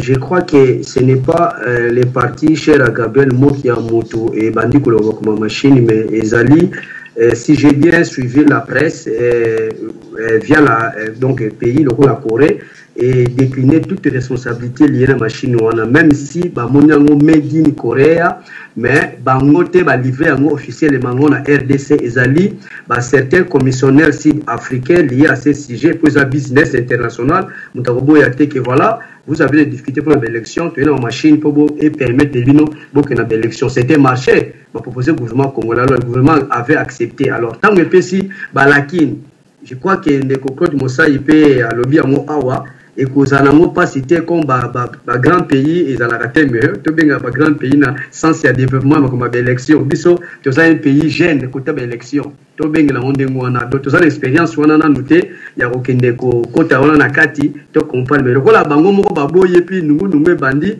et que ça mala mon mingi ndenge na souvenir qui je crois hier ou lelo que ndeko Corneille Nanga aluka ba mesure oye ko permettre ye pona biso to s'acquitter na peuple donc cela veut dire peuple ACP là parce que loko to ngisa biso ezali kaka likambo ya élection ce que élection l'équipe makamuso mike to régler yango mais ce qui na l'équité et que ça la passe mais ce qui va débat o banditi yo ko mona lisusu ba repousser encore les élections au te machine ya Corneille Nanga ezali boye alors le col est comme déjà boye je crois que la seule voie meilleure et que ça la toko taka na système oya biso to saelaka ya ko compter ba bulletin ndeko Roger 22 ndeko Mosai ndeko Père Maziza 4 ndeko Baudry 3 ndeko na biso mususu je crois Denis Kakoka azui 9 bazotanga ba voix témoin na ngazali témoin na zali et ko féliciter biso ba doute elongwa mais ce qui machine wana za wana o balobi ke koza la manipuler à partir de ndako ya mutu même na kingabwa ata na kingasani ou bien na bumbu selembao a continuer le connaître tata Chekol Mosai 47 voix azui Papa Roger Cheka a 25 azui nga Chenga 19 azui ndeko Pierre Maziza 59 donc et comme déjà problème donc pour ngai c'est le moment où l'éto luka ba débat inutile où écopé ça biso avancé à Congo te pour Congo tellement to luka ba luka parce que to ils ont dans l'ensemble ba to bazali ba responsable de l'élection ba luka mesure possible et vous garantir biso élection moko libre transparente et démocratique afin que tout se séparer dans malembe merci. Ok, to pesi maloba et pas ya monsieur Pierre Maziza maloba ezali pas na yo s'il vous plaît. Oui, merci Papa Roger. Vraiment, Ndeko Baudry Olobi ke ozali ingénieur. Nandimi. Olobi sikoyo. Olobi ke ba machine wana Corée et lobby va décliner responsabilité na bango. Nandimi. Mais sikoyo to loba pe vérité. Na peuple congolais.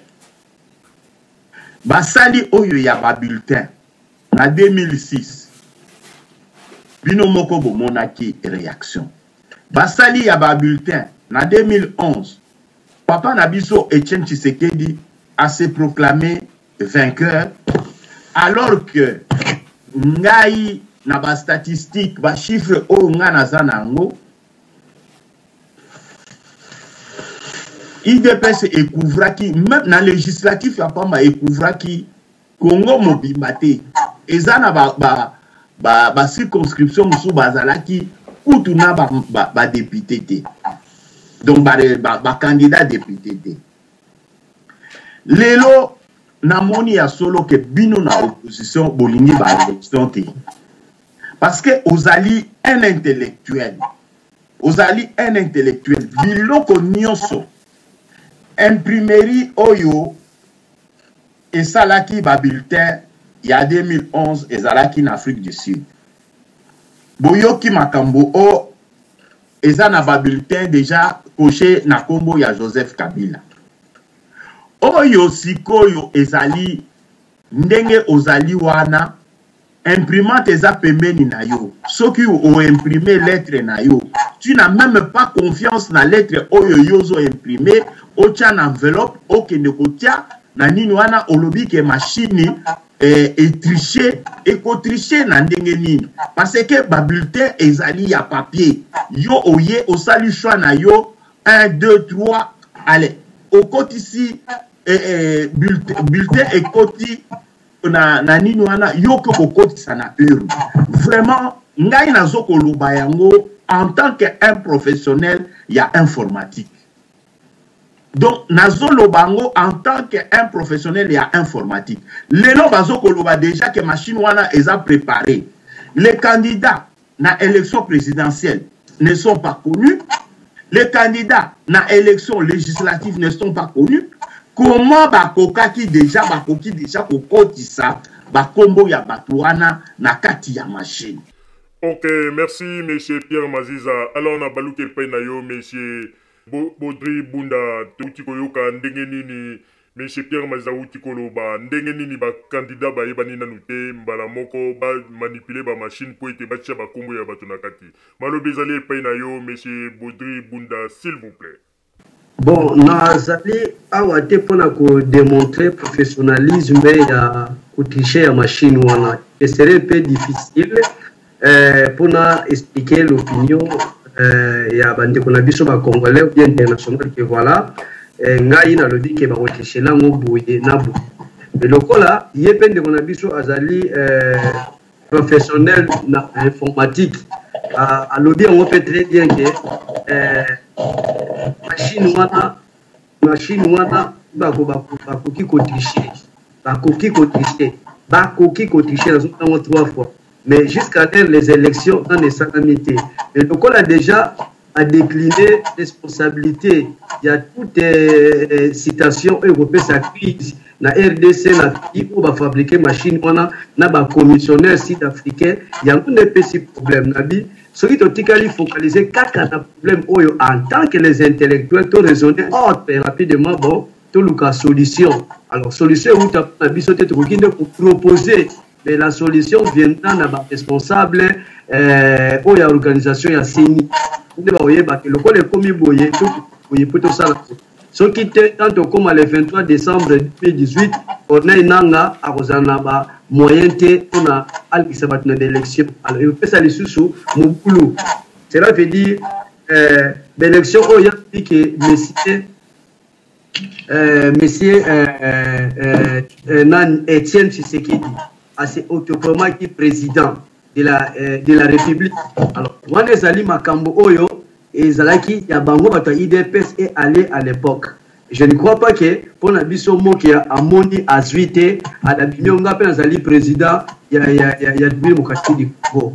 Ça je ne crois pas parce que tous autres travaillent de manière que tout là tout développer même en mémoire na biso ba savoir na biso ba capacité na biso ya pour chaque fois Congo est à la capacité.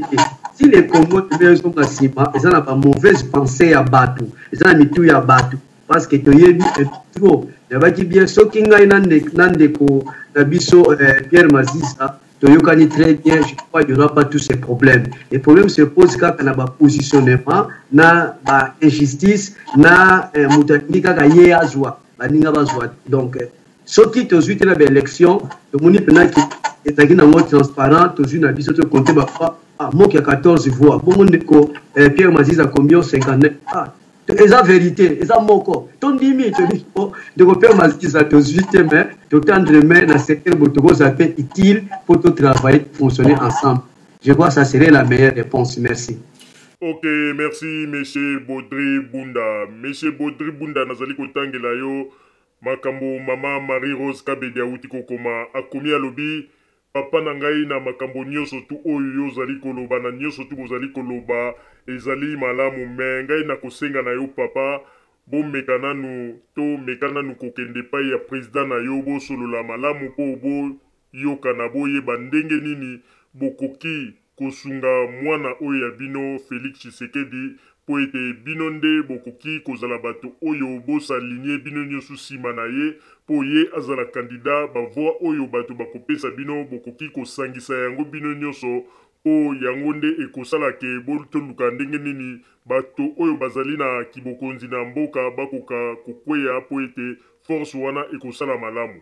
Me soki bozali kotika mwana oyo papa na bino atiki boye ezali malamu te po ndenge ezali wana bokanisa ata bolamu moke oyo papa na ye asalaki parce que papa na ye azalaki tango nyonso kozala pembeni na bino pe kopesa bakonseil kotalisa ndenge nini baparti na bino pe kokaki kotambola. Alors bozala mpenza na bolingo mpona bino nyonso boya nsima ya mwana oyo atiki soki bosali yango ekozala malamu mingi na banzi meme molimo na ye esika ya bawa soki emoni oyo bozali kosala ekosepela mingi. Me soki bozali koabandone mwana oyo ye atiki ezali neti bozali kopesa pe molimo na ye mawa. Yango wana papa na kosenga na bino solola na mokonzi na yo tala kaka ndenge papa alingaki pe mokonzi na yo mingi à chaque fois bozalaki mokonzi na yo azalaki kozala kuna na limite pai na ye yango wana bozala na motema ya malamu po bosunga mwana oyo ya bino o papa tiki oyo azali moto oyo lobi soki bino boye nsima na ye ekozala malamu po toluka kokwesa kibokonzi ya bato oyo bazali kuna na mboka soki bozwi bavoi na bino bopesi yango nsima na ye.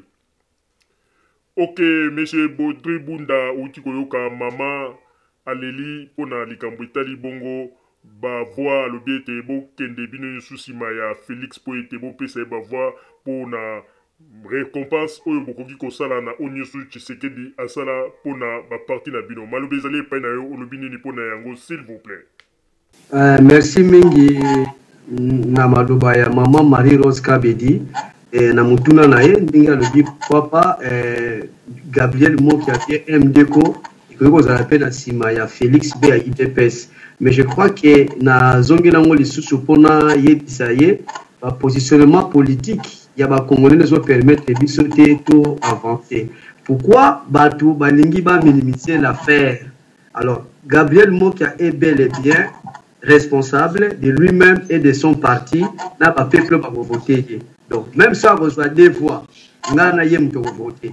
Ce qui a fait sa voix n'a pas il y a Félix ils ont fait problème. Je ne crois pas qu'elle est en place to solo les côté kaka boyo no bokanga biloko bokena limité et pas Félix. Ça se passe pas comme ça madame. Je crois que ce qui tozongi na mémoire na dit qu'il y a des choses à discuter avant tout que Félix ou bien Moki a l'eka. Pourquoi Batumusu souté Félix n'est pas le seul leader au Congo, ba leader baté belé ou ba pesa candidature na bango, mais aussi ba pesa ba candidature na bango. Ce qui est pas aux ana incapable pour réunir au ba congolais balingi. Alors tout souhaiter qu'à la guerre prononcera victoire avant la guerre. Jusqu'à ce moment que je parle, dans le battre campagne dans le pays mutumu ça l'élection té. Donc à côté de biso te ba valise na biso to ke na limité. Si lui veut rester là-bas pas mutu yakuna to ko respecter opinion na ke. Biso zana kana biso mais to ko tala so na bango mikolo ya ndenge to ko sala na baninga mususu kaka Félix te basé bien position to fande sika moko poto l'intérêt général. Mais oya ko kumisa mutu songolo para to za ba fan ya Tshisekedi te ni ya Félix te. Mais président Mokia azalaki quand même ko apprécier charisme ya président défunt président Etienne Tshisekedi. Alors, ce qui ne va pas moi, ça ne veut pas dire que mon côté, le gars a moi officiellement, il peut gagner l'élection. Non, les gens même si on le dit, tel fils, tel père, dans ma campagne, tel fils, tel père. Merci. Ok, merci, monsieur Baudry Bunda. Alors na tango yo na zali koyebisa na bandeko bazali kuna kote ya boîte tikali na 9 minutes na kosenga kaka na moto moko abongisa deja motuna na ye na kotanga yango simba na yango nde na kopesa bandeko bazali na kati na forum aloba po na toyeba ndenge nini ya kokende kokanga masolo na biso. Alors na baluki epai na yo monsieur Denis Kakuka. Monsieur Denis Kakuka outi koyoka ndenge nini mama Marie-Rose Kabedi auti koloba ete ebongi opposition yo surtout ba s'aligner derrière Félix Tshisekedi pona ete ba pesa ye ba voix pona ye azali komona ezali malamu mingi pona ko récompenser pe molimo ya Etienne Tshisekedi. Topesho pe maloba toujours un point de vue na yo s'il vous plaît. Pona ngai na on appelle ça makatisi na ngai ezali moi pasi parce que tu peux na bango na niveau d'opposition mutu na mutu alingi komibimisa idée eza pasi mingi parce que ozomona ke même mpona kobimisa porte-parole na parlement akokaki kobimisa porte-parole na bango te na oyo nyonso bango baza kosala eza mobulu namoni te ke niveau ya opposition bayokana po motu na motu akoluka abima lider ngai lider ya parti na ngai lider ya bo eza mwa pasi mais papa Roger nalingi natuna ye mwa motuna moko nayoki ye alobi bango ematali électricité ya mboka ekoma mobulu à l'époque oyo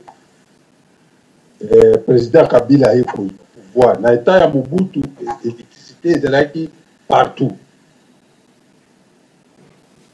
ngai na kamwe mpo natuna ye bango na Équateur ye mokolo parti na ye na Équateur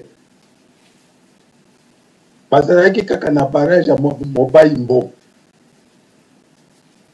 Est-ce que na mbandaka électricité ezalaki partout Équateur mobimba électricité ezalaki province ya Bandundu ex Bandundu électricité ezalaki lelo mokonzi ya mboka asali barrage ya Zongo oyo ya sika oyo ekomi na bazosala yango deja bese na barrage ya Katende mpo na nini bango bandimaka yango te cela veut dire que biloko wana soki bango mokonzi ya mboka deja par exemple président en place ya lelo asali yango lere bango bakozwa bakobimisa yango ya bango ya ndenge nini mpo bango balinga kolobela yango te mwanga nalingi nayeba barrage ya Zongo barrage ya Katende ekobima ya nani soki bango bazwiki mokonzi ekobima moki ya moto asali yango soki aza na réponse akopesa ngai azongisela ngai ya. Ok, merci monsieur Denis Kakuka. Nazali koyebisa na monsieur Thomas tolobaki malamu ke mituna na bisoto makambo tozali kokoma ezala na kati na sujet o tozali kolobela. Monsieur Thomas azali kokoma lokola insister na kotanga yango akomi alobi ke ndeko tango zali koloba ba makambo ya mboka kolingaka mingi kolobelaka penza makambo ya ba Équateur wana te parce que mokia alingaka bongo te akosepela na yo te na makambo ozali koloba ebongi malamu soki ozali koloba makambo mpona mboka loba ba makambo oyo ezali malamu mpona mboka me kolobaka mingi mingi makambo ya Équateur te ezali malamu mingi te ezali lokolo ozali kotouche bapoe mosusu oyo mokia akotikalaka jamais kosepela na yango po ete yango nde biloko oyo epesaka ye kanda makasi. Ok, na banzi ndeko na kosenga na yo mbala nsima ozongaka na kati na deba oyo tozali na yango. Monsieur Baudry Bunda malobi ezali epai na yo, s'il vous plaît. Merci na motuna ya ndeko nenga lobi ke soki mokia azwi ba barrage nyonso oyo eza wana soki toloba so ezali ya mokia. Non, je dirais que à l'époque lelo Congo ekolipe na Congo ezaka ndenge ezalaki mais bato ya Congo nde akoli soki tozongi na boka na biso. Je crois que na Kinshasa, tous allez qui même pas, tous allez, n'est que maintenant 4 millions, 10 millions, donc allez malembe. Mais le la Kinshasa, tous allez na plus ou moins estimation, ils allez na 12 millions d'habitants, estimation. Les baba 8 à 9, mais on a 12 millions d'habitants. Alors, si vous avez une zone rurale, na mboka musu, mboka na biso musu occupé, batu basé belé. Alors, besoin ya peuple, ils allez kosenga. Ils ont développé tout mboka, ils ont développé na batu na makambo na yango. Mais ba barrage wana tangi ya Zongo, ou ya Katende, ou que sais-je, ya Inga, ou quelque part. Je crois ezali no ya Mobutu, no ya Kabila, mais ezali ya peuple congolais. Ça qui bien, les hommes passent et les institutions restent. Donc l'autre na Tongo, ceux qui sont moins les anaki disjoncteurs moko, bisous donc nous rejoignent. Ngana yet de konabiso to keningana yet to zidi jonte wan to chepo mwinda yet ce qui peut vous en appeler circuit moko to umiti circuit na popela to féliciter po ezali biso to sali pona bolamu ya mboka mais ça te que eloko nyos posala na réalisation totanga ce qui bokeseni wana yaka ezali nde po to lingaka to la comparaison par rapport à la gestion. À l'époque, Mobutu avait fait 32 ans, à Salaki Nini, Kabila ya sali 20 ans, à Sali Nini, Moka ya sali 5 ans, à Sali Nini, Pierre Maziza ya sali 10 ans, à Sali Nini, et ça n'a le lenge wana, mais c'est des potos lukelango, na ndenge ya mape. Tous les biens, oh, bazo sala, ils allaient pour la boulamu ya mboka. Je ne crois pas que ce lobby de Konabiso Kabila a l'open à pouvoir, mais tout ce saye, a bino, biloko tu as salaki na memi barrage inga na kenango. Banda kona kenango na chena village na ngai no ezala kandengo tetikali pour na paix. Merci. Ok, merci monsieur Baudry Bunda. Na pesipe maloba epai ya monsieur Claude Moussaï maloba ezali epai na yo, s'il vous plaît. Merci papa Roger na kopesanga maloba, malgré totira na minute mingi te mais na mwa question mo na ngana tuna po na moni calendrier électoral ezali le 23 décembre. Alors tu as vu que le 24 ezakadea milulu ou ezalaka mbotama ya Yesu et puis tozo que vers fin de l'année. Alors bango pour parti opposant na mboka na biso. Est-ce que c'est pas la Canada on va pouvoir que ezalaka mois avant ou bien après puisque nga na yebi ketamba makamoni oto salamaka mobulo ezala. Alors baza ko s'attendre na date wana le 23 ce qui supposons ba dérapage de salami. Côté wana do na zone na yeba même na majorité même na opposition na zone ngande vraiment na ba po baza bato mayele. Ba bosani date il y a le 24 décembre été et puis ba bosani fin de l'année été. Mais na katikati on attend mbuto bozala. A to komina ba laiki bango ba ko profiter te ka ke jour wana pe donc ba fêter malamu te. Alors na éviter sur azana idée ou bien réponse à ko pesa nga place on a ko et apaiser nga quand même pour naza komi turunisa manango par rapport à date wana na période wana. Merci na zone simaloba. Merci, monsieur Claude Moussaï, monsieur Baudry Bunda Malobezale Painao, s'il vous plaît. Merci pour la motuna de Claude Moussaï, na o etala libre élection la date le 23 décembre 2018. Alors, je crois que ceux qui n'a kanisi, donc n'en avait intention de m'habiller déjà à Kupanza, ou bien à Kubunza, mais donc il avait intention de Kubungisa. nde kozala réponse ya bien. Et puis nakanisi bandeko oyo bazwami na ministère de l'intérieur na sécurité d'état bakosala nyonso mpona basécuriser na bato baye kovote na bato kovote na babiro ya bavote. Namoni te pa inini moto akoprofite parce que yaza ndeko ndenge alobi catholique bien sur laïque ebisanga alobi laïque akoya kobimisa mobulu soki bandeko na biso ya la police nationale sécurité d'état na ordre public bakozala wana mpona kosécuriser na biso tokovote na bato bakovote biso. Donc la date restera, ne changera pas, au moins que eloko mosusu ya bonzambe salama. Mais ceux qui pour aussi babongisi tout ira bien. Je n'ai pas de garantie à donner, mais je crois que bakanisa qui très bien la date wana on a tout que l'élection à jour wana. Merci. Ok, merci monsieur Baudry Bunda. Natango to leki bongo na mutuna ya Jean-Luc avant di bongo na ville ya Anvers na mboka Belgique akomi boya lobi. Ndeko, merci mingi na makambo outi koloba na sepeli mingi surtout na ba réponse na yo ndengo outi ko pesa. Mais na kosepela mingi soki okoki kondima pe un jour président na yo akoki koleka po aya to tuna yeba mituna pona utaki koyoka bandeko balobi awa azalaka na tempérament moko ya likolo soki amoni tango mosusu motuna utuni ye asepeli na yango te akoki kobanda kofinga yo to akoki pe ko beta yo soki ozali pembeni na ye yango wana nalingi na yeba soki okoki pe kosala tu akoka koya pe to tuna yeba mituna po lokola lingi koma président ya mboka ayebaka pe eloko nini biso ba peuple tozali kokanisa na kati na mitema na biso. Ok, monsieur Baudry topesi yo maloba pona oyo ndeko auti koloba maloba ezali epai na yo s'il vous plaît. Merci pour la motuna ya ndeko Jean-Luc. Nalingi te bato bapakola président Gabriel Mokiake azaka ka moto ya mokulu moto ya kofinga moto ya kobunda non wana pe ezali malamu mingi te tolongana na loko wana c'est un père de la famille azali responsable politique. Si le temps et le calendrier et l'occasion nous permet afin que yemope aleka liboso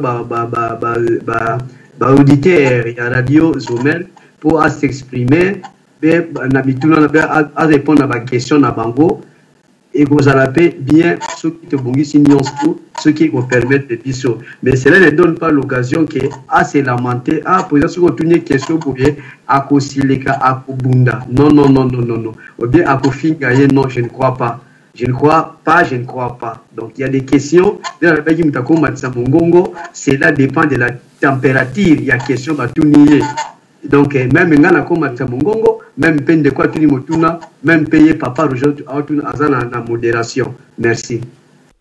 Merci monsieur Baudry Bunda na tango oyo ndeko na banzi tokomi na suka ya masolo na biso.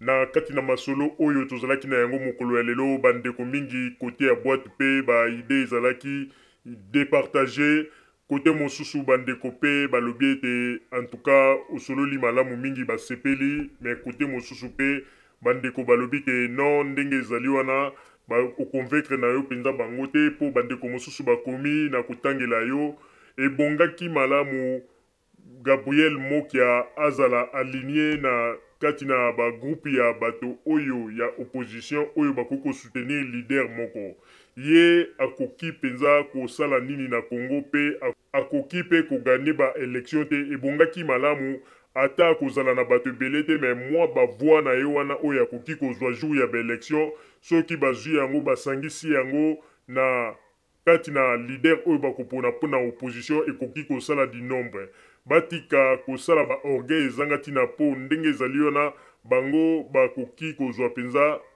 ba voix ya mingi te mais opposition akoki kozala na ndambu ya ba voix oyo bango bakozwa po ekoka kosala nombre na kati na opposition yango wana tokosenga na Mokia a soutenir moto oyo akozala lokola leader ya opposition atika babiloko oyo ya koluka yende akende kopesa bavoix po wana nyonso ezali neti bazali koluka kofavoriser lisusu pouvoir po ete ekoka kokontinue na situation oyo tozali na yango lelo. Alors, monsieur Claude Bunda, na banze utiko yoka ndenge bandeko ba utiko loba, tokomi na suka ya masolo na biso, toko senga na yo, opesa biso mot de la fin na yo, si matoye bana kokende kokanga masolo na biso ya butu ya lelo, s'il vous plaît. Merci na bandeko nyonso ba auditeur ya Radio Zumel, balandi biso partout dans le monde, et puis bandeko azwami na plateau. Je crois, pour la Ligue a précisé, on ne chante pas la victoire avant la guerre. Donc, là, vraiment, il faut que l'on ait idée. Au a kata la match, au moment a bateau, bazaki kalakota match na Kinshasa, ou bien à Boka Moussou, mona Chikunku contre Vita. Mon avait gagné Vita D1 BD0. Au cas où, mais Vita est écrit par mon aîné. Boyoka Inga Sport contre Imana. Va gagner Imana 3-1. Mais Imana c'est équipe à mon aîné. Donc, tu veux que Bango va l'équipe par rapport à quoi? Parce que ça, organisation politique, bisona Bango ndenge moko. Si publicité za makasi pour na Bango, be pour na biso be pour na baninga mususu. Et c'est ça que le lengemo mais mutu akokata nde ezali peuple. Eza bato alimete te. Bango bakokata ke Tshisekedi kaka konsoa. Non, botika ko sous-estimer. Parce que adversaire oyo tozana kati bisona Bango, faut te lukato yokana. Adversaire oyo bakochela biso azape makasi. Ceux qui battent sous-estimer kaka, Botia Félix, Botia Songolo par rapport à comment les gars te bimi, comment l'obité. N'a pas de ngote, na mokia. Ils ont n'engont tokotala, nan tokotia par rapport à poids politique, là par rapport à moyens, na ba programme tokozaranango. Alors ceux qui essaient que biso to retirer à biso pour la besoin intérêt national. Tokosala yango, je pèse mes mots, mukolombo tunangai papa Bunda, olobaka boye mukolobo l'émission soit affiché bimisa. Ceux qui essaient que va pesa biso pour l'intérêt national to avancer, tokoboya te tokokende longo. Mais mutu moko atikate les lois bana ko chanter la victoire ya quand limité pour na bango non. Total d'intérêt national et non pas que ba voya mokia eza ya muke jusque là élection de salamité. Merci mingi na bande palandi biso pourquoi elam. Ok, merci monsieur Bunda bande koba bolingo tokomi bongo na suka ya masolo na biso.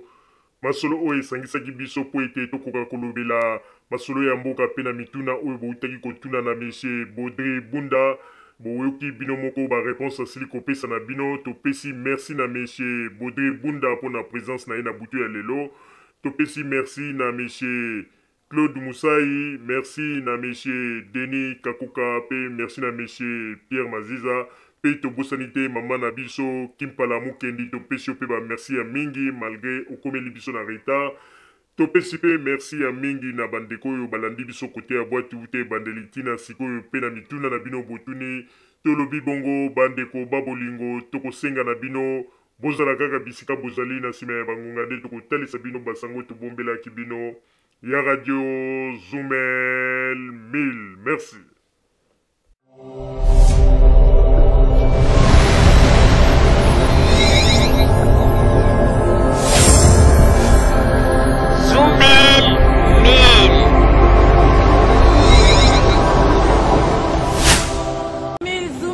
Rotterdam et Ndimio. Zumel 1000, Maman Rosalie, Oumela, Tozana Besengande, à moi si, Odette Mbongo, Maman Rosalie, Maman Rosalie, Balobi au Makambo. Donc, ton Rotterdam est confirmé, c'est que Ozali Penza Mot, Nakatabak.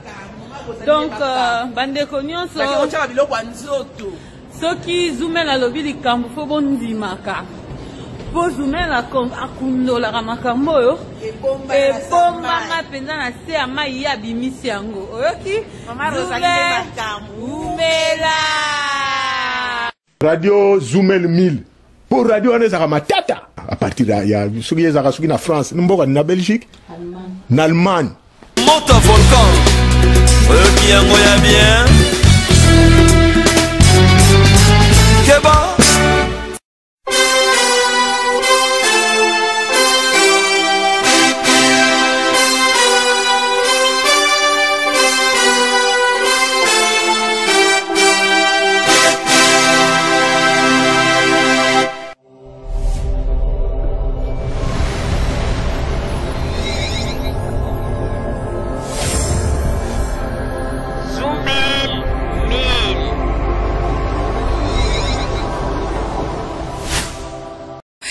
Zoumel Mil ezopekisa biso makambo oyo. Soki nga mikolo na komi botu nanga so na komi ndeni.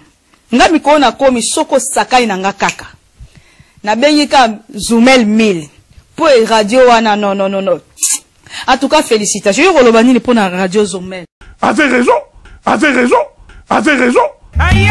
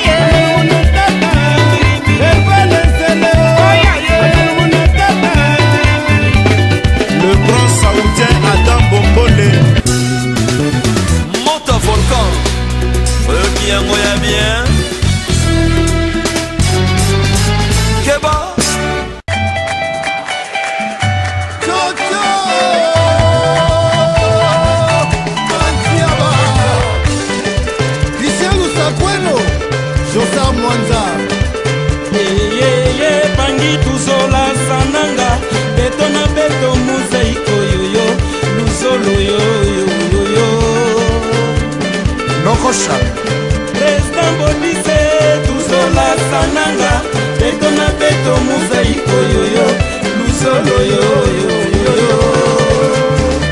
Adiansi Mokomba Koba. Adiansi Mokomba Koba. Allez, touchons ça. Adiansi Mokomba Koba. Adiansi Mokomba Koba.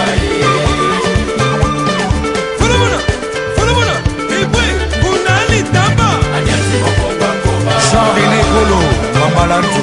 Adiansi Mokomba Koba. Adiansi Mokomba Koba. Adiansi Mokomba Koba. Papitolas. André les Safoutiers, Adas, Kimabita, Alain Jabba, décidé de faire.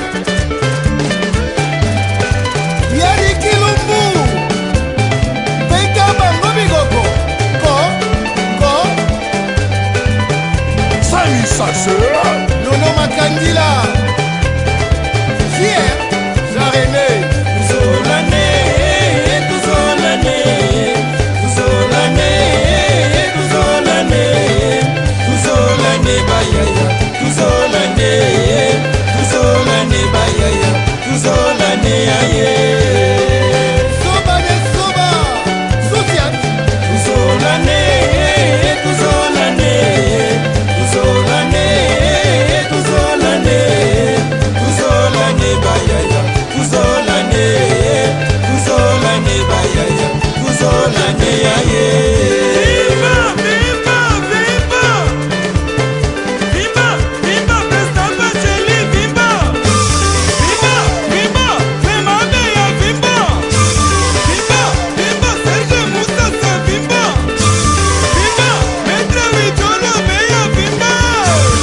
Voilà, Kitanase, Kita, Shawi Lindinga, viva. Comme. Kita, Nadimu Penda, viva. Ival de Kété. Kita, Dafucha Peni, viva. Roger Iso. Kita, Panama ya Tambo, viva. Voilà. Faustin Paka, Big Master. Yateo Blaise Sasa, Adiansi Mokomba Koba. De Gaulle Moulumba. Adiansi Mokomba Koba. Adiansi Mokomba Koba. Horizon Massamba. Adiansi Mokomba Koba. Adiansi Mokomba Koba. Adiansi Mokomba Koba. Désiré Lomba Obama. Lando Batibuka,